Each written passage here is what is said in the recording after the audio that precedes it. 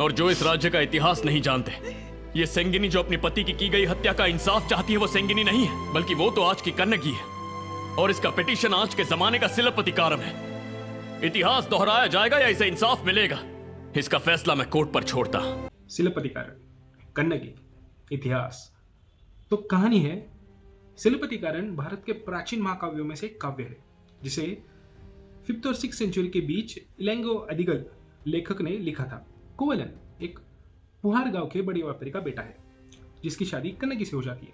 कन्नगी एक साधारण स्त्री है जो धैर्य, साहस, निष्ठा में विश्वास रखती है। दोनों का जीवन शांत और सुखमय चल रहा है। लेकिन यह सब कुछ तब बदल जाता है जब कोवलन की मुलाकात माधवी से हो जाती है।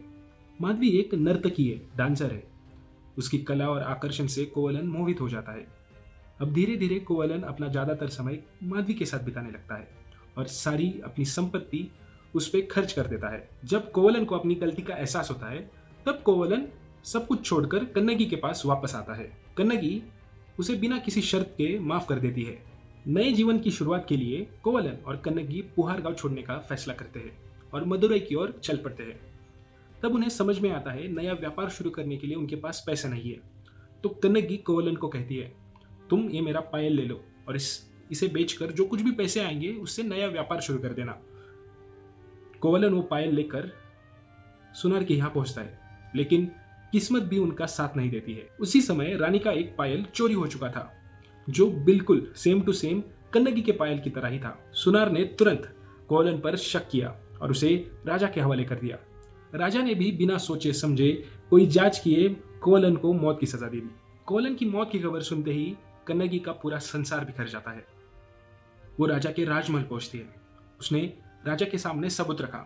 उसने उसका दूसरा पायल राजा के सामने रखा और उसने कहा, अगर मेरे पास मेरे अपने दोनों पायल है तो कोवलन कैसे चोरी कर सकता है।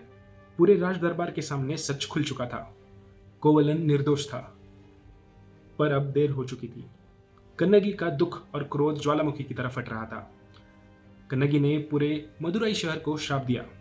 अन्याय का प्रतिशोध मदुरई की राख से पूरा होगा।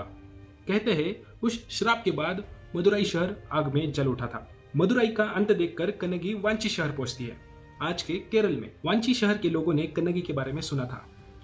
कन्नगी का साहस, धैर्य और निष्ठा से प्रभावित होकर वांची शहर के राजा ने कन्नगी का मंदिर बनवाया। वो मंदिर आज भी केरल में देखने मिलता है और आज भी लोग कन्नगी की पूजा करते हैं।